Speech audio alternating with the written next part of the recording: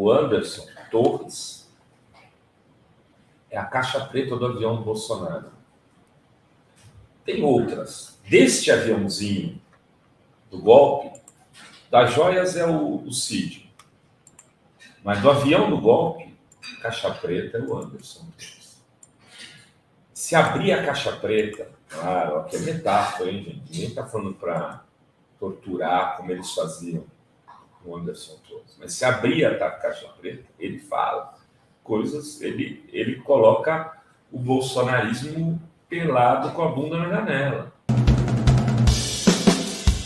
Começando falando sobre o futuro do Bolsonaro, né? Uma das principais reivindicações dos eleitores, né? Das pessoas que defendem a democracia, é que não haja anistia, né? E que o Bolsonaro seja punido aí pelos crimes que cometeu. E saiu uma pesquisa da Datafolha, a mesma, né, que a gente tem divulgando outros recortes, falamos ontem, né, inclusive da questão da taxa de juros, aprovação do governo, etc.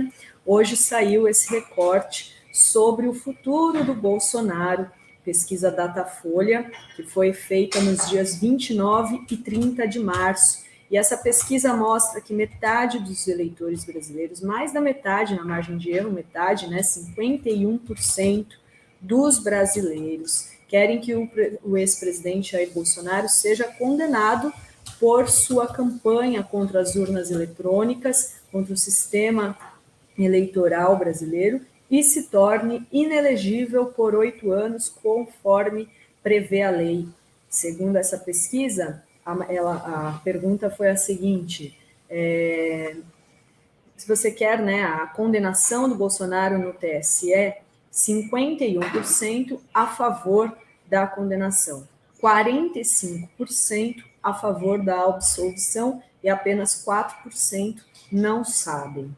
E Rovai, comunidade, hoje o ex-presidente responde a 16 ações no Tribunal Superior Eleitoral. E no meio político e jurídico, a avaliação de que o ex-presidente corre grande risco de ser condenado, pelo menos em uma dessas 16 ações, que é justamente uma ação que foi proposta pelo PDT e que, né, contra, né, esse ataque ao sistema eleitoral, e usa como prova uma reunião que o Bolsonaro promoveu com embaixadores estrangeiros em julho do ano passado, onde ele fez ataques às urnas eletrônicas e ao sistema eleitoral brasileiro, com argumentos falsos, com fake news, coisas que ele já tinha apresentado diversas vezes em lives, sempre atacando as urnas eletrônicas, né? Ele sempre fez isso.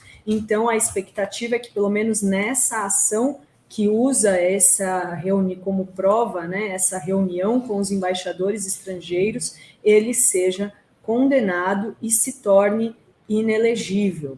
Então, está aí essa pesquisa de hoje, mostra que 51% apoiam que ele se torne inelegível por conta de todos esses ataques que o Bolsonaro fez às urnas, Rovai. Olha só, quando as pessoas falam, olha, a situação do Lula está ruim, está péssima. E eu fico lembrando, Dri, no auge da Lava Jato, fazia pesquisa assim, se o Lula deve ser preso e tal, e os números também eram desfavoráveis ao Lula. É mais ou menos nesse nível. Né? E esse clima, ele vai agudizando. Né? Porque o que acontece? Agora o Bolsonaro, ele está sem fórum privilegiado, ele está sem governo, ele está sem o controle da Receita Federal, ele está sem o controle da Polícia Federal, ele está sem o controle do Ministério Público, porque ele controlava pela PGR, ele está mais exposto. E estão aparecendo, não é mentira que nem na época do Lula, a fantasia do grande triplex no Guarujá, que não vale nem 800 mil reais. É um triplex que é dois cômodos em cima, uma salinha e uma laje com uma banheira. Um tanque, para ser sincero. Não é isso. Uma praia que desvalorizada, a gente esteve lá, inclusive, nesse final de semana, né? Ruas sem asfalto, lixo pelas ruas. Guarujá está abandonado. Né? Então, e já estava quando o Lula, em tese, ia comprar aquele apartamento.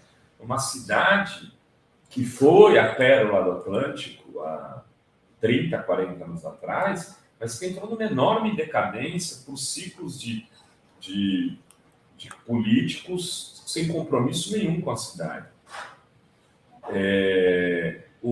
Nesse caso, não. Nesse caso, tem uma joia. 16 milhões de reais, Dri, são no mínimo 16 apartamentos no Guarujá do Lula, só numa caixinha. Só numa caixinha. Mas não adianta comparar, não importa se roubou um pente ou roubou. Isso é mentira, importa sim. Primeiro que não roubou no primeiro caso, devassaram a vida do cara. Agora, no caso do Bolsonaro, estão descobrindo uma coisa atrás da outra. Uma coisa atrás da outra. E ele vai ficar cada vez mais vulnerável. Mais vulnerável. Haverá, a meu ver, uma tendência de esses índices irem crescendo conforme for consolidando aquela coisa da consolidação da opinião pública, pedra no lago, né? Bate, vai pegando os setores mais informados, até que a galera lá, o trabalhador do fim das ondas, aquele que recebe por última informação, fale, pô, esse negócio da joia é grave. E aí vai aparecendo mais joia, a casa do Piquet virou uma grande joalheria, um grande esquema, não à toa que o Piquet ganhava contratos de 5, 10 milhões, né? Tá mais envolvido, tá mais sujo do que pau de galinheiro, como diria o velho Renato. Pois é, Rovai. E tem ainda mais um fator aqui, mais uma notícia de hoje, em relação à questão de como o Anderson Torres, a gente falou ontem dessa notícia, né? O ex-ministro da Justiça do Bolsonaro, ele foi até a Bahia fazer reunião para armar ali aquela operação de bloqueio nas estradas durante o segundo turno da eleição do ano passado. E além de ter ido à Bahia, a gente também tem a notícia desse final de semana, uma diretora do Ministério da Justiça produziu um boletim de inteligência, um relatório, onde apontava os locais de maior votação do presidente Lula no Nordeste. E ele foi, então, depois disso, com esse relatório na mão, à Bahia fazer uma reunião com os diretores da Polícia Federal, da Polícia Rodoviária Federal, para que tivesse aí um número de efetivo enorme no dia do segundo turno e que fizessem os bloqueios para evitar que as pessoas chegassem aos seus locais de votação. Então, a gente já falou disso ontem, né, dessas notícias. O Anderson Torres está preso desde o dia 14 de janeiro por conta da minuta do golpe encontrado na sua residência. Agora, a Polícia Federal o Bolsonaro quer saber quem deu a ordem ao Anderson Torres ir fazer esse boletim de inteligência, ir até a Bahia promover esses bloqueios, que ele disse que era super estratégico, segundo relatos de quem participou nessa reunião. Eles querem saber se o Anderson Torres agiu sozinho, agiu por iniciativa própria, ou houve a determinação do então presidente Jair Bolsonaro para que o ministro atuasse nessa frente e promovesse esses bloqueios para evitar que as pessoas votassem no segundo turno das eleições. Então, agora é mais uma linha de investigação. A Polícia Federal está na mira aí para descobrir se o Anderson Torres teve ordem do então presidente Jair Bolsonaro. E Rovai, a comunidade vai lembrar que o Anderson Torres está preso desde o dia 14 de janeiro, trocou de advogado, ele tinha um advogado que era muito próximo ao bolsonarismo, era inclusive o advogado do Flávio Bolsonaro, ele trocou o advogado na semana passada, então, para ter um advogado distante desse universo bolsonarista, e o temor é que ele fale algo que possa comprovar a participação do Bolsonaro nesse bloqueio no Nordeste no segundo turno das eleições. Vai. Eu já falei aqui, repito, né? O Anderson Torres é a caixa preta do avião do Bolsonaro. Tem outras. Deste aviãozinho do golpe, das joias é o Cid. Mas do avião do golpe, caixa preta é o Anderson Torres. Se abrir a caixa preta, claro, aqui é metáfora, hein, gente? Ninguém está falando para torturar como eles faziam o Anderson Torres. Mas se abrir a caixa preta, ele fala coisas, ele coloca o bolsonarismo pelado com a bunda na janela. Eu não tenho dúvida disso. Foi o cara dele que operou o dia 8 de janeiro, a partir do governo ibanês, que fez de tudo para colocá-lo lá, contra tudo, contra todos, contra o Flávio Dino pedindo para que ele não fizesse isso, declarações públicas, a Gleisi pedindo, um monte de gente falando com ele. Não, é o meu nome, o meu cara. Ibanês, a gente sabe o que você fez no ano passado. Não adianta vir com essa cara agora de eu sou o bobão da turma, eu não sabia de nada, eu fui enganado. Sei, né? Fazer papel de bobo é quando interessa.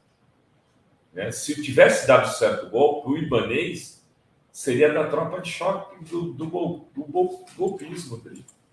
Era esse cara que ia estar costurando a ditadura Bolsonaro pelos próximos 10, 15 anos, entre outras. Então não vem com papinho furado, carinha de bocó. O Anderson operou a tentativa de golpe eleitoral. Pôs a PRF para agir na clandestinidade, fora das 4 linhas, fora de todos os princípios institucionais republicanos e democráticos. Foi impedir as pessoas de votar, Dre. Esse cara, lógico que esse cara tinha que estar preso antes, como Silvinei. É uma vergonha para o país que esse Silvinei esteja solto ganhando aposentadoria paga com o nosso salário, o meu, o seu.